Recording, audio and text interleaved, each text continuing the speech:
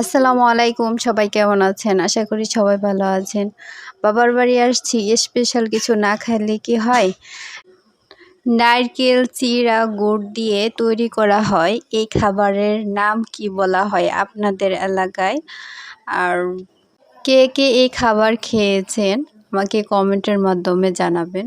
অবশ্যই আপনাদের ভালো লাগবে এই ভিডিওটা দেখলে। গ্রাম বাংলার ঐতিহ্যবাহী একটা খাবার।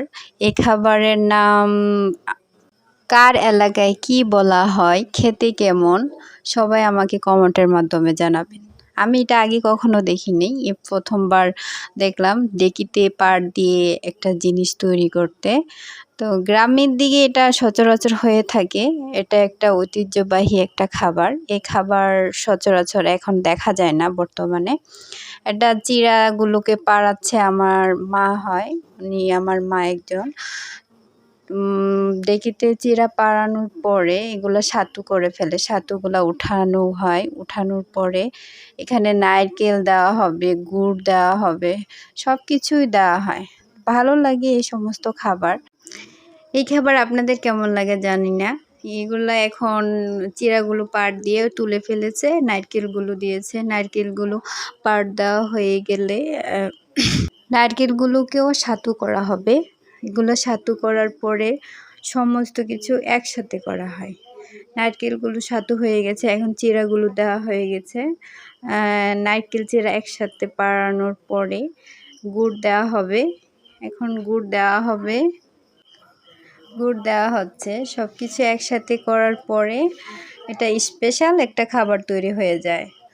আপনারা জানি না দেখেছেন কিনা, আমি এই প্রথমবার এটা দেখেছি। আমার বাবার বাসায় আসলাম, তো এটা আমার মা উনি সব কাজ করতেছে।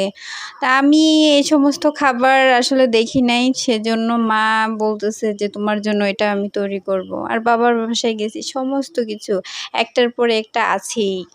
তালের গুড়ের পিঠা, তারপরে অনেক কিছুই খাওয়ানো হয়েছে, রুটি পিঠা। আমাকে পার্ট দিয়েছে, লাস্টেতে আমি একটু পার্ট দিলাম, দেখলাম কেমন লাগে। আশা করি ভালো লাগবে। সব কিছু একসাথে করার পরে তৈরি হয়ে গেল নারকেল চিড়া গুড়।